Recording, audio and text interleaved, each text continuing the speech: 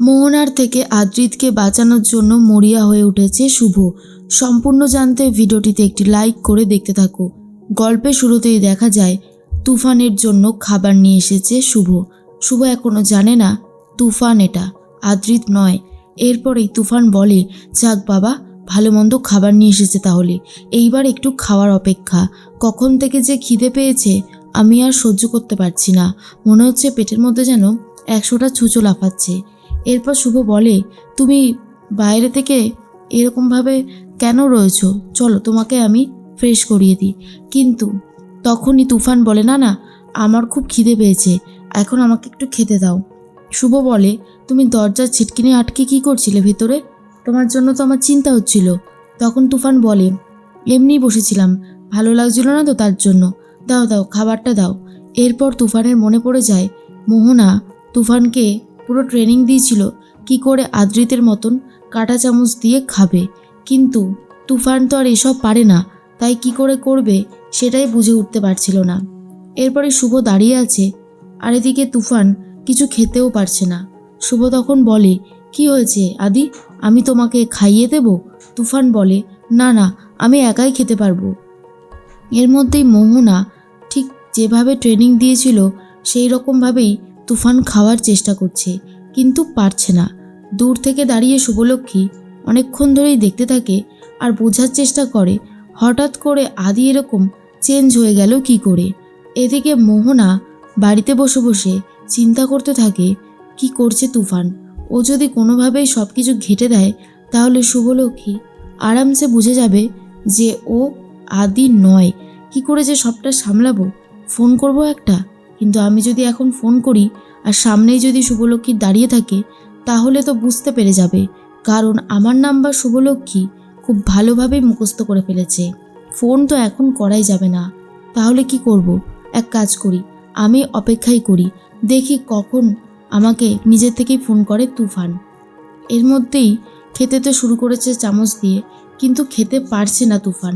তখনই শুভ বলে, এ বাবা, মা তো আজকে আদির জন্য পায়েস বানিয়েছিল, আমি তো সেই পায়েসটা আনতেই ভুলে গেছি, যাই গিয়ে আমি পায়েসটা নিয়ে আসি।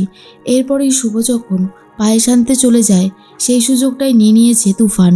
তাড়াহুড়ো করে খেতে শুরু করে আর বলে, তো বিয়েবাড়ির ভোজ, আমি কোনোদিনও একসাথে এত তরকারি দিয়ে খাবার খাইনি, আজ তো আমার খুবই আনন্দ হচ্ছে।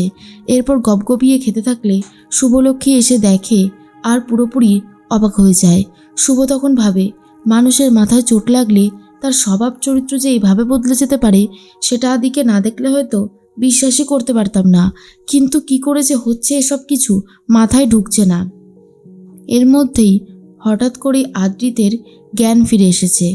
আদ্রিত তখন উঠে চারিদিকটায় দেখতে থাকে আর বলে, এ কি, আমি এখানে এলাম কি করে? আমার তো এখানে আসার কথা ছিল না, কোথায় এটা?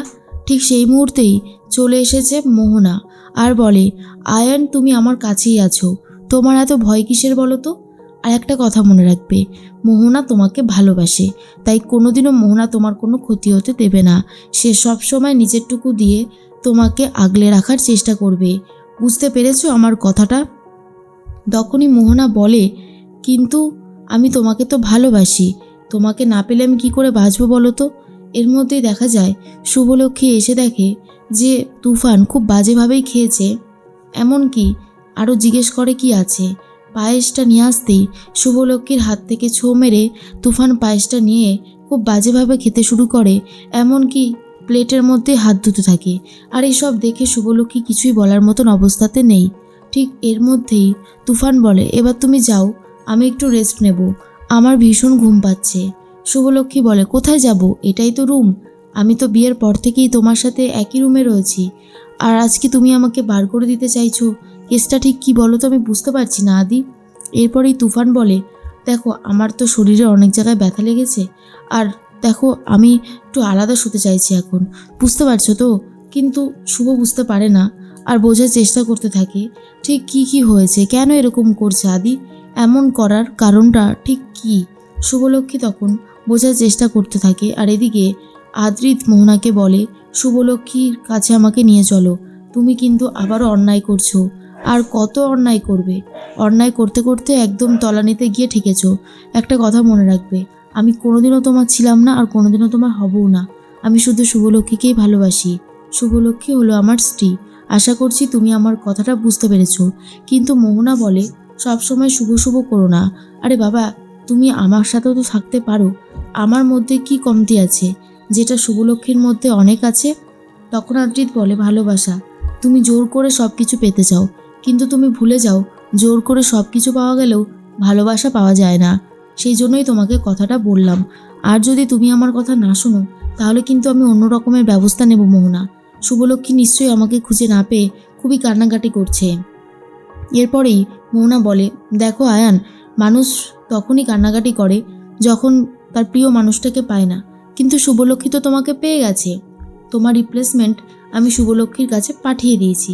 আর এই কথাটার মানে বুঝতে পারেনি আদ্রিত, কারণ কি করেই বা বুঝবে হুবহু তার মতন দেখতে একজন এখানেই রয়েছে আর সে কিনা চলে গেছে শুভলক্ষ্মীর কাছে। এদিকে শুভলক্ষ্মীকে ঘর থেকে বাইরে বার করে দেয় তুফান আর দরজার ছিটকিনিটা আটকে দেয়। শুভলক্ষ্মী বুঝতে পেরে যায় এইটা আমার আদি কখনোই হতে পারে না, কারণ সে আমাকে ঘর থেকে বার করে দেওয়া তো দূরের কথা, সে কখনো আমার সাথে এরকম ব্যবহার করবেই না। মানুষের অ্যাক্সিডেন্ট হলে মাথায় চোট লাগতেই পারে, কিন্তু তাই বলে তার স্বভাব পরিবর্তন হয় না, যেটা এই ছেলেটার হয়েছে। তবে আমার আদি কোথায়? আর এই বা কে, যাকে দেখতে হুবহু আদির মতো কিন্তু আদি নয়? এরপর এই মাঝরাতের বেলায় তুফানের ঘরে এসে চিৎকার করতে থাকে শুভ আর বলে, তুমি আমার আদি নও। আমার আদি কোথায় বলো? আমার আদিকে নিয়ে এসো এখানে। এরপর তুফান বুঝতে পেরে যায় সে ধরা পড়ে গেছে আর তার কাছে কোনো উপায় নেই। এবারে তাকে সবটা মুখে স্বীকার করতেই হবে। বেবি ডলের জন্য সে আর কোনো কাজই করতে পারবে না। আর শুভও খুব মরিয়া হয়ে চেষ্টা করে যাচ্ছে কিভাবে আদ্রিতকে খুঁজে বার করবে আর একে, যে কিনা বাড়িতে এসে রয়েছে, সব সত্যিটা খুঁজে বার করবে শুভ।